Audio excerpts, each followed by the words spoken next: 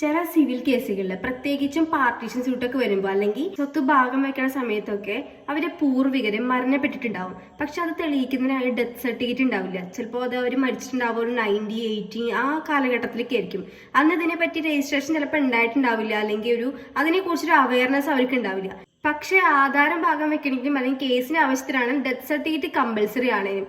ഇത്തരം സാഹചര്യത്തിൽ എങ്ങനെയാണ് ഇത്ര വൈകിട്ടുള്ള ഡെത്തും ബർത്ത് ആയാലും എങ്ങനെയാണ് രജിസ്റ്റർ ചെയ്യാന്ന് നമുക്ക് നോക്കാം. നോർമലി ഇപ്പോഴത്തെ സാഹചര്യം അനുസരിച്ച് നമ്മൾ ഡെത്ത് ആണെങ്കിലും ബർത്ത് ആണെങ്കിലും 21 ഡേയ്സിനുള്ളിൽ കമ്പൽസറി ആയിട്ട് രജിസ്റ്റർ ചെയ്യണമെന്നാണ്. ഇതിപ്പോ ബർത്തിന്റെ കാര്യത്തിലാണെങ്കിലും ഡെത്തിന്റെ കാര്യത്തിലാണെങ്കിലും അത് ഓട്ടോമാറ്റിക്കലി ഹോസ്പിറ്റലുകാർ അത് ചെയ്തു പോകുന്നുണ്ട്.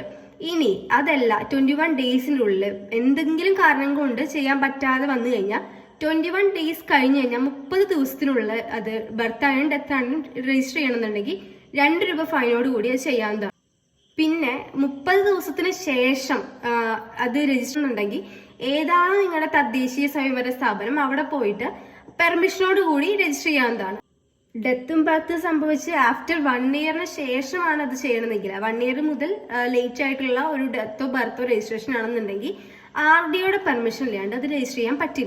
അപ്പോൾ എങ്ങനെയാണ് RDOയുടെ പെർമിഷനോട് കൂടി ഡെത്ത് ആയാലും ബർത്ത് ആയാലും രജിസ്റ്റർ ചെയ്യാൻ നമുക്ക് നോക്കാം. അതിന് വേണ്ട ഫസ്റ്റ് ഡോക്യുമെന്റ് പറയുന്നത് NAC ആണ്. NAC എന്ന് പറഞ്ഞാൽ നോൺ അവൈലബിലിറ്റി സർട്ടിഫിക്കറ്റ് എന്നാണ് പറയുക.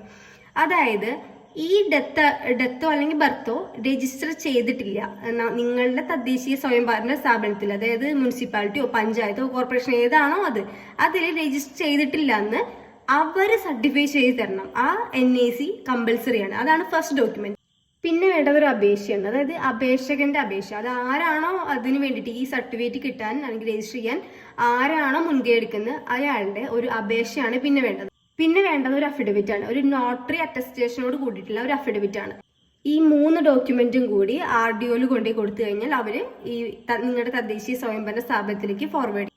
അതോടുകൂടി രജിസ്ട്രേഷൻ പൂർത്തീകരിക്കാവുന്നതാണ്.